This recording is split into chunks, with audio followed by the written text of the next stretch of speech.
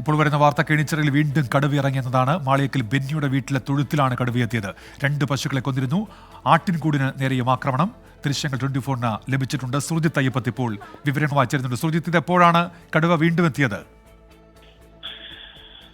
ഉന്മേഷ്, അത്യധികം നടുക്കുന്ന ദൃശ്യങ്ങൾ തന്നെയാണ് നമുക്ക് പുറത്ത് വിടുന്നത്. അതായത് നേരത്തെ ഈ മാളിയേക്കൽ ബെന്നിയുടെ വീടിന്റെ തൊഴുത്തിൽ, അതായത് ജഡം കടന്നിരുന്ന തൊഴുത്തിൽ ഇന്ന് പുലർച്ചെ ഈ കടുവ ആക്രമിച്ചു കൊന്ന അതേ തൊഴുത്തിലാണ് ഈ കടുവയുടെ സാന്നിധ്യം വീണ്ടും ഉണ്ടായിരിക്കുന്നത്. കടുവ പതുക്കെ എത്തിയ ശേഷം അത് നേരെ തൊഴുത്തിനകത്തേക്ക് കയറുകയാണ്. തൊഴുത്തിനകത്തേക്ക് കയറി ഈ ജഡങ്ങൾ പരതുകയാണ്. പക്ഷേ ജഡങ്ങൾ ഇന്ന് ഉച്ചയ്ക്ക് ശേഷം കുഴിച്ച് മൂടിയിരുന്നു. ആ ജഡങ്ങൾ പരതുന്ന ആ ദൃശ്യമാണ് ഇപ്പോൾ പുറത്തു വന്നിരിക്കുന്നത്. സ്വാഭാവികമായും ഇത് വലിയ രീതിയിൽ നടക്കുന്ന ദൃശ്യം തന്നെയാണ്. ഇതിന്റെ പ്രധാനപ്പെട്ട കാരണം എന്ന് പറയുന്നത്, നേരത്തെ മാളിയേക്കൽ ബെന്നിയുമായി നമ്മൾ ബന്ധപ്പെട്ടിരുന്നു. അദ്ദേഹം 6 മണിയോടുകൂടി, അതായത് നമ്മൾ മാധ്യമ പ്രവർത്തകരും വനംവകുപ്പ് ഉദ്യോഗസ്ഥരും ഉൾപ്പെടെയുള്ളവർ അവിടെ നിന്നും പോയ ശേഷം അദ്ദേഹത്തിന്റെ വീട്ടിലേക്ക് ചില അതിഥികൾ വന്നിരുന്നു. അതിനുശേഷം അദ്ദേഹം ഫോണുമായി പുറത്തേക്ക് ഇറങ്ങിയ ഘട്ടത്തിൽ കടുവയെ കണ്ടു എന്ന് അദ്ദേഹം പറഞ്ഞിരുന്നു. പക്ഷേ അതിൽ ദൃശ്യങ്ങളൊന്നും ലഭിച്ചിരുന്നില്ല. പക്ഷേ ഇതിന് ശേഷമാണ് ഇവർ വീടിന്റെ ടെറസിന് മുകളിലേക്ക് കയറിയത്. ആ ടെറസിന് മുകളിൽ നിന്നും പകർത്തിയ ദൃശ്യങ്ങളാണ് ഇപ്പോൾ നമ്മൾ പ്രേക്ഷകർക്ക് മുമ്പാകെ എത്തിച്ചുകൊണ്ടിരിക്കുന്നത്. എന്തായാലും അതിഭീതിതമായ ദൃശ്യം തന്നെയാണ് ഇപ്പോൾ പുറത്തു വന്നിരിക്കുന്നത്. ആ തൊഴുത്തിൽ കടുവ ഇങ്ങനെ പരതുകയാണ്. ഈ 2 പശുക്കളുടെ. സുർജിത്ത് ഒരു നിമിഷം തുടരുമോ? സുർജിത്ത്, നമുക്ക് ശ്രീ ബെന്നിയോട് തന്നെ നേരിട്ട് ചോദിക്കാം. ശ്രീ ബെന്നി, അദ്ദേഹം ടെലിഫോണിൽ ചേരുന്നുണ്ട്. ശ്രീ ബെന്നി, ഇത് എപ്പോഴായിരുന്നു കടുവ എത്തിയത് അവിടെ? ജസ്റ്റ് ഒരു 10 മിനിറ്റ്. ഹലോ, കേൾക്കുന്നുള്ളൂ, പറഞ്ഞോളൂ. ഒരു 10 മിനിറ്റ് ആയുള്ളൂ. ഈ വീടിന് മുകളിൽ കയറിയിട്ട് പകർത്തിയ ദൃശ്യങ്ങളാണ് തോന്നുന്നത്. ഞാൻ ഫോട്ടോ എടുത്തത്, വീഡിയോ എടുത്തത്. സാർ, ഈ ഫോറസ്റ്റുകാരെ ഇവിടെ ഡ്യൂട്ടിക്ക് ഇട്ടിരുന്നു, പോലീസ് ഡ്യൂട്ടിക്ക് ഉണ്ടാവും. ഇത് സമയത്ത് ആരും ഇല്ലായിരുന്നു ഇവിടെ. അല്ല, ഇതിപ്പം അവര് വേറെ എന്തോ ഫോൺ വന്നു പറഞ്ഞാൽ പോയി. ആ സമയത്താണ് ഇത് കയറിയത്. ഇവര് തിരിച്ചു വന്നപ്പോഴും ഇതിനുള്ളിൽ ഇരിക്കുകയാണ് സാധനം.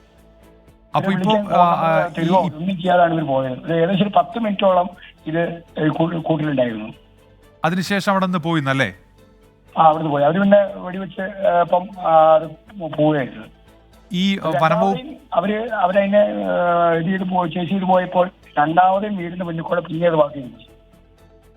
അതായത് ആ പരിസരത്ത് തന്നെ ഉണ്ട് കടുവ ഉണ്ടെന്നാണ്. ഈ രാത്രി പെട്രോളിംഗ് കാണുമെന്നാണല്ലോ ശ്രീ ബെന്നി അറിയിച്ചിരുന്നത്. പക്ഷേ രാത്രിയിലൂടെ ഉണ്ടായിരുന്നു. പക്ഷെ ഇവര് ഞങ്ങളുടെ ആകെ 3 പേരാ ഉള്ളത്. പോലീസ് ഇല്ല. പോലീസ് വരുമെന്ന് പറഞ്ഞിട്ട് അവർ വന്നിട്ടില്ല. ഇപ്പോഴാണ് പോലീസ് എല്ലാം അവിടെ എത്തിയിരിക്കുന്നത്. എന്നിട്ട് ഞങ്ങളോട് കയർക്കാണ് അവിടെ ചെയ്യുന്നത്. ഇതിന്റെ ആട്ടുകൂട് പിന്നെ അറ്റാക്ക് ചെയ്ത് കഴിഞ്ഞപ്പോ ഏറ്റവും വലിയൊരു ആട് ചത്തുപോയി. അതും ഈ കുറച്ചു മുൻപാണ് ഉണ്ടായതല്ലേ? ഇപ്പൊ തന്നെ. അപ്പൊ നേരത്തെ 2 പശുക്കൾ അല്ലേ? ഇപ്പൊ ഒരു ആടും കൂടെ തട്ടു. ഈ കൂട് സ്ഥാപിച്ചു എന്ന് പറയുന്നത് അപ്പോൾ ശ്രീ ബെന്നി ഇതിനടുത്തല്ലേ? കൂട് സ്ഥാപിച്ചത് എന്റെ വീട്ടിലല്ല, വേറെ ആദ്യം പിടിച്ച സാബുവിന്റെ വീട്ടിലാണ് കൂട് സ്ഥാപിച്ചിരിക്കുന്നത്. അപ്പോ ഈ നിലവിൽ ഈ കടുവ വന്നതിന് ശേഷം വനംവകുപ്പ് ഉദ്യോഗസ്ഥരെ അറിയിച്ചിരുന്നോ ശ്രീ ബെന്നി? ഇപ്പൊ അവിടെ ഉണ്ട്, ഇവിടെ എല്ലാരും ഉണ്ട്. അതിനുശേഷം അവർ വന്നു. ഞങ്ങളെ വേറെ ഇവർക്ക് നമ്പർ കഴിഞ്ഞിട്ട് വേറെ നമ്പറിൽ വിളിച്ചു. അന്നേരത്തേക്ക് ഒരു ഓടി വന്നു. ആടിനെ അറ്റാക്ക് ചെയ്യാൻ നടത്തി കഴിഞ്ഞു. ആടിന് ശേഷം സംഭവിക്കില്ലേ.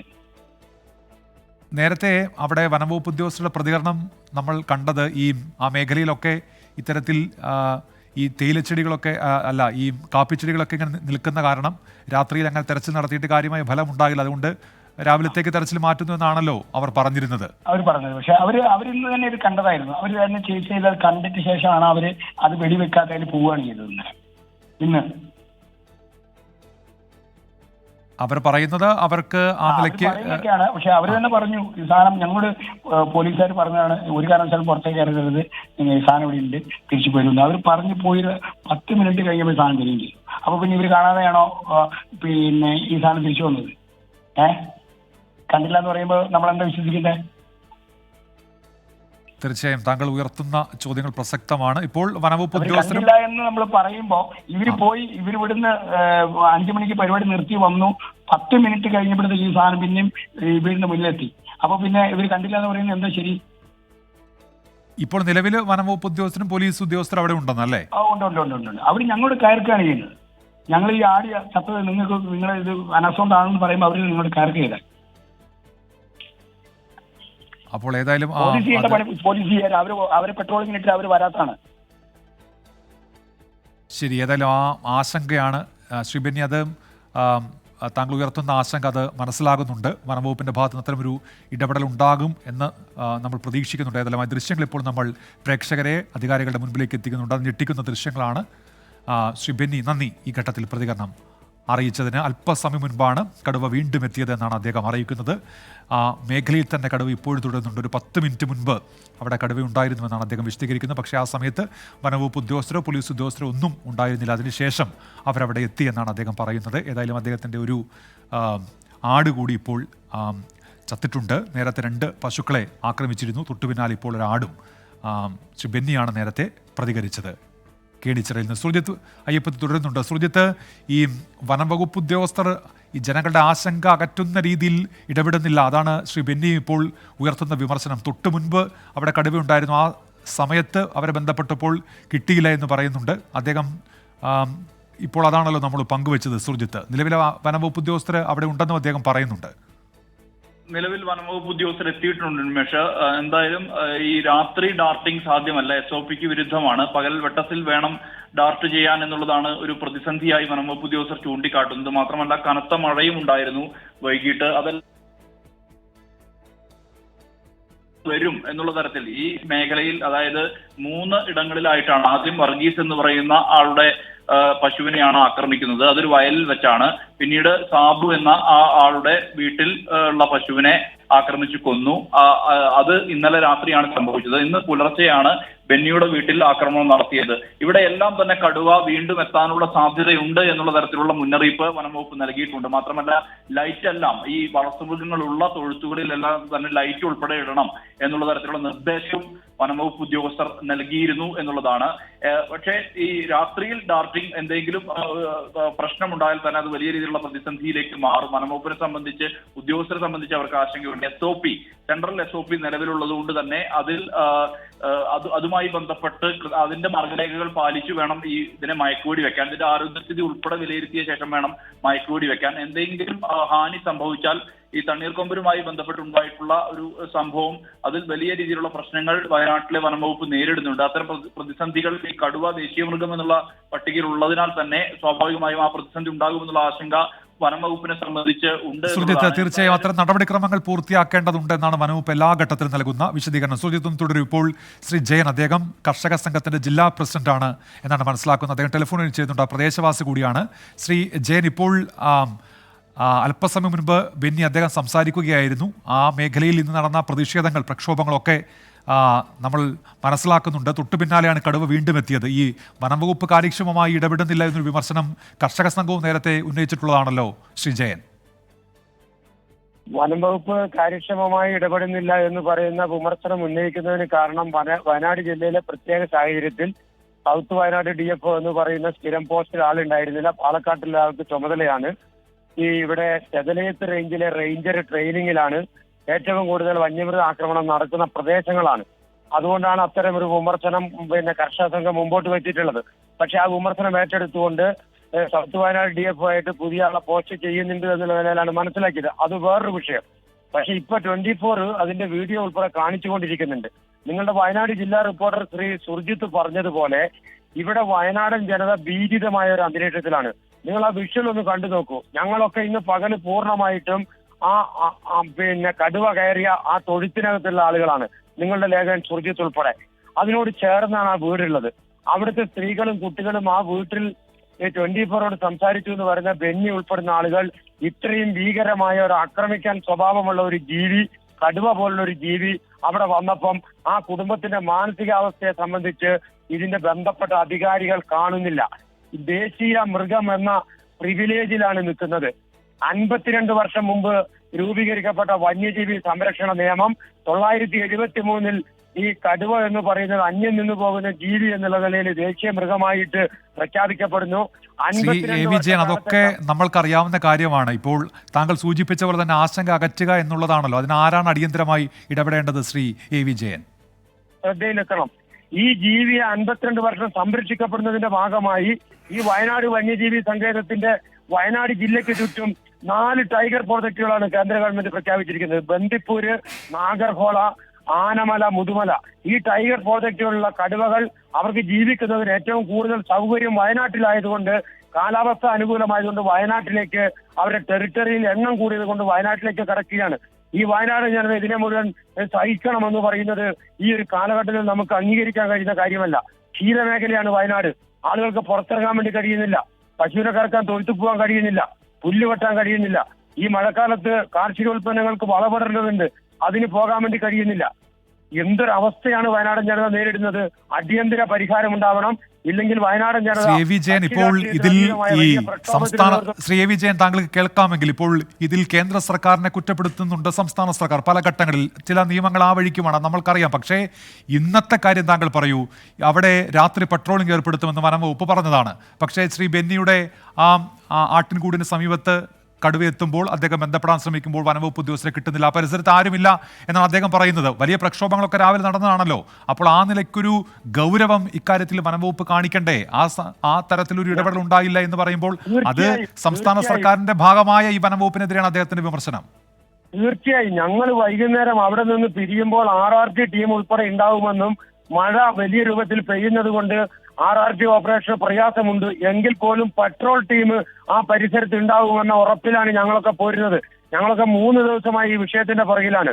ഇപ്പൊ ഞാൻ വീണ്ടും DFOയെ ബന്ധപ്പെട്ടപ്പോ പറഞ്ഞത് ഞങ്ങൾ ആ പരിസരത്തുണ്ട്, ഞങ്ങള് തൊട്ട് മേലത്തെ വീട്ടിലൊരു പ്രയാസമുണ്ട് എന്ന് പറയുമ്പോൾ ഞങ്ങൾ അങ്ങോട്ട് പോയി എന്നാണ് എന്നോട് പറഞ്ഞ വിവരം. വസ്തുതയാണോ ഇല്ലയോ എന്ന് സൂക്ഷ്മ പരിശോധനയിൽ ഉറപ്പുവരുത്താൻ വേണ്ടി സാധിക്കുള്ളൂ. അവരവിടെ ഇല്ല എന്ന് പറഞ്ഞ് ഞാൻ വീണ്ടും ബന്ധപ്പെട്ടു. അവിടെ ഈ ഇന്നലെ ഇൻസിഡന്റ് നടന്ന വീടിന്റെ പരിസരത്ത് പട്രോളിംഗ് ഇല്ലെങ്കിൽ ശക്തമായ പരിശോധനയുടെ പേരിൽ ആവശ്യമായ ഉദ്യോഗസ്ഥരുടെ പേരിൽ നടപടി ഉൾപ്പെടെ ഉണ്ടാവണമെന്നാണ് കർഷക സംഘം എന്നുള്ളതിൽ ഞങ്ങൾക്ക് സൂചിപ്പിക്കാനുള്ളത്. കാരണം ഞങ്ങൾ വൈകുന്നേരം ഉണ്ടാക്കിയ ധാരണ അങ്ങനെയല്ല, ആ പരിസരത്ത് ഉണ്ടാവണമെന്നുള്ളതാണ്. പക്ഷെ അതുണ്ടായില്ലല്ലോ ശ്രീ എ വി ജയൻ. ഇപ്പോൾ അത് താങ്കൾ ഉന്നയിക്കുന്ന പോലെ ഈ താങ്കൾക്കറിയാമല്ലോ, താങ്കൾ ആ നാട്ടുകാരൻ കൂടിയാണല്ലോ, എത്ര കാലമായി ഇത്തരത്തിൽ ആശങ്ക ഉയർന്നു തുടങ്ങിയിട്ട്. അതിനൊരു ശാശ്വത പരിഹാരം എന്ന് പറയുന്നതിന് പല നിലയ്ക്ക് ചർച്ച വേണം, കേന്ദ്ര സർക്കാർ ഇടപെടലൊക്കെ വേണം. പക്ഷേ അടിക്കടി ഉണ്ടാകുന്ന ഇത്തരം വിഷയങ്ങളിൽ വനംവകുപ്പിന് അടിയന്തരമായി സ്വീകരിക്കാൻ കഴിയുന്ന കുറേ കാര്യങ്ങളുണ്ടല്ലോ. ആ ജനങ്ങളുടെ ആശങ്ക അകറ്റാൻ അവരുടെ കൂടെ നിൽക്കുക എന്നതടക്കമുള്ള കാര്യങ്ങൾ അതുപോലും ഉണ്ടാകുന്നില്ല എന്ന് പറയുമ്പോൾ എന്താണ് ചെയ്യുക? അത് അവരുടെ ആശങ്ക, അതുമായി ബന്ധപ്പെട്ട് പരിഹാരം അടിയന്തരമായി ഉണ്ടാകേണ്ടതല്ലേ? തീർച്ചയായും അതിനകത്ത് ഞാൻ പറഞ്ഞല്ലോ, അത്തരത്തിലൊരു സാഹചര്യം അവിടെ ഉണ്ടായാൽ അത് ഗവൺമെന്റ് തലത്തിൽ പരിശോധന വേണം, ആവശ്യമായ ഉദ്യോഗസ്ഥരുടെ പേരിൽ നടപടി ഉൾപ്പെടെ വേണം എന്നാണ് ഞങ്ങളുടെ അഭിപ്രായം. ഞാൻ നേരത്തെ സൂചിപ്പിച്ചു, ഒന്നും കൂടെ ആവർത്തിക്കട്ടെ, ഞങ്ങൾ വൈകുന്നേരം പിരിയുമ്പോൾ പട്രോളിംഗ് ടീം ഉണ്ടാവണമെന്ന ഉറപ്പിന്റെ പുറത്താണ് ഞങ്ങൾ പിരിയുന്നത്. കാരണം രാത്രി ആയതുകൊണ്ട് ഡാർട്ടിങ് പ്രയാസം വരുമെന്ന് അവർ പറഞ്ഞു. സ്വാഭാവികമാണ്, നമുക്ക് മനസ്സിലാക്കാൻ വേണ്ടി സാധിക്കും. ഇവിടെ തോരാതെ മഴ പെയ്തുകൊണ്ടിരിക്കുകയാണ്. ആ ഡാർട്ടിങ്ങിലൊക്കെ പ്രയാസമുണ്ട്. പകൽ വെളിച്ചത്തിൽ വേണമെന്നുള്ളത് നാഷണൽ ടൈഗർ കൺസർവേഷൻ അതോറിറ്റിയുടെ SOP ആണ്, അതിനകത്തൊന്നും തർക്കമില്ല. പക്ഷെ പെട്രോളിംഗ് ടീം അടിയന്തര ഘട്ടത്തിൽ ആ പരിസരത്ത് ഉണ്ടാവുക എന്ന് പറയുന്നത് ഞങ്ങൾ ഉറപ്പുവരുത്തിയിട്ടുള്ള കാര്യമായിരുന്നു. ആ ഉറപ്പ് ലംഘിക്കപ്പെട്ടിട്ടുണ്ടെങ്കിൽ ബന്ധപ്പെട്ട ആളുകളെ സംബന്ധിച്ച് പരിശോധനയ്ക്ക് വിധേയമാക്കപ്പെടുമെന്ന കാര്യത്തിൽ ഒരു സംശയവും വേണ്ട.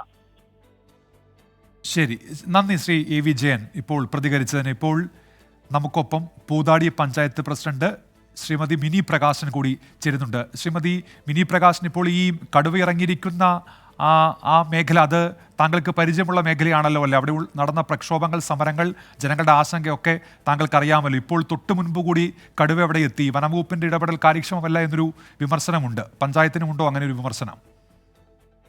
വനംവകുപ്പിന്റെ ഭാഗത്ത് നിന്ന് കൃത്യമായ കാര്യങ്ങൾ ചെയ്തിട്ടുണ്ടായിരുന്നു. ഇത്ര നേരം മഴ ഒരു സാഹചര്യം നിലനിൽക്കുന്നുണ്ടെങ്കിലും RRT ടീമും DFO, ഡെപ്യൂട്ടി റേഞ്ച് ഓഫീസർ എല്ലാവരും അവിടെ സംഭവ സ്ഥലത്തുണ്ട്.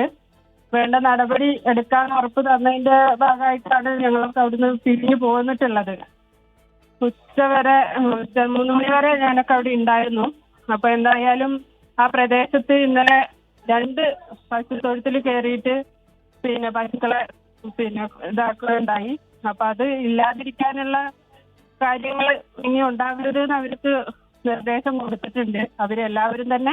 ശ്രീമതി മിനി, ഇപ്പോൾ ഒരു ആടുകൂടി ഇപ്പോൾ ഈ കടുവയുടെ ആക്രമണത്തിൽ മരിച്ചു. ശ്രീ ബെന്നി അദ്ദേഹത്തിൻ്റെതാണ്, അദ്ദേഹം നേരത്തെ സംസാരിച്ചിരുന്നു. ആണോ? ആ സംഭവത്തെ കുറിച്ച് അതിന്റെ ഞാൻ വിവരം അറിഞ്ഞിട്ടില്ല കേട്ടോ. ഞാനതൊന്ന് ശരി ശരി, മനസ്സിലാക്കുന്നു. താങ്കൾ അടക്കമുള്ളവർ നേരത്തെ ഉണ്ടായിരുന്നു, പക്ഷെ അതിനുശേഷമാണ് ഈ സംഭവം ഉണ്ടായത്. ഈ രാത്രി പട്രോളിംഗ് അടക്കം ഉണ്ടാകുമെന്ന് പറഞ്ഞിട്ടുണ്ടായിരുന്നുവല്ലോ, പക്ഷേ അങ്ങനെ വനംവകുപ്പ് ഇടപെട്ടില്ല എന്നാണ് ഇപ്പോൾ ശ്രീ ബെന്നി ഉന്നയിക്കുന്ന ഒരു വിമർശനം. അങ്ങനെ ഇടപെട്ടില്ലെങ്കിൽ അതിന്റെ നിർദ്ദേശം കൊടുക്കാൻ ഞാനത് ഈ സംഭവം ഇപ്പോഴത്തെ സംഭവം ഞാൻ അറിഞ്ഞില്ല. ഇന്ന് സംസാരിച്ചിട്ട് ശരി ശരി, നന്ദി ശ്രീമതി മിനി പ്രകാശൻ. സുർജിത്ത് അയ്യപ്പത്ത് തുടരുന്നുണ്ട്.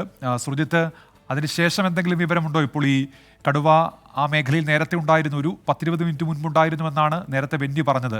എന്തെങ്കിലും തെരച്ചിലോ അതുപോലെ അതുമായി ബന്ധപ്പെട്ട എന്തെങ്കിലും ഇടപെടലോ നടത്തുന്നുണ്ടോ വനംവകുപ്പ്? സുർജിത്ത്, നിലവിൽ വനംവകുപ്പ് ഉദ്യോഗസ്ഥർ സ്ഥലത്ത് ക്യാമ്പ് ചെയ്യുന്നുണ്ട്, പോലീസും എത്തുന്നുണ്ട്. എന്തായാലും ഇതുമായി ബന്ധപ്പെട്ട് നടപടികൾ മുന്നോട്ട് പോകുന്നുണ്ട്. പക്ഷേ രാത്രിയാണ് എന്നുള്ള പരിമിതി നിലനിൽക്കുന്നുണ്ട്, മഴ ഭീതിയുണ്ട്. അത്തരം സാഹചര്യത്തിൽ എത്രത്തോളം ഇതിനെ രാത്രി മയക്കൂടി വെക്കാൻ കഴിയുമെന്നുള്ള കാര്യത്തിൽ സംശയം നിലനിൽക്കുന്നുണ്ട്. കാരണം അത് അത്തരം നടപടികൾ ഇതിന്റെ SOPക്ക് വിരുദ്ധമായതിനാൽ തന്നെ വലിയ രീതിയിലുള്ള പ്രതിസന്ധി വനംവകുപ്പ് ഉദ്യോഗസ്ഥരെ സംബന്ധിച്ചുമുണ്ട്.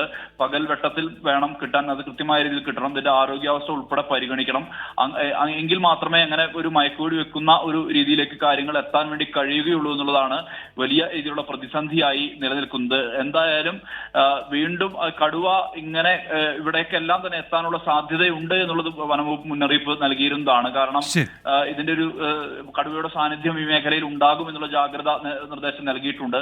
ഒരുപക്ഷെ ഇത് ടെറിട്ടറി വാറിൽ ഈ ഇതുമായി ബന്ധപ്പെട്ട് തല്ലുകൂടി തോറ്റ കടുവയാകണം, അല്ലെങ്കിൽ എന്തെങ്കിലും ഗുരുതരമായ ആരോഗ്യ പ്രശ്നങ്ങൾ മൂലം തീറ്റയെടുക്കാൻ കഴിയാത്ത കടുവയാകണം.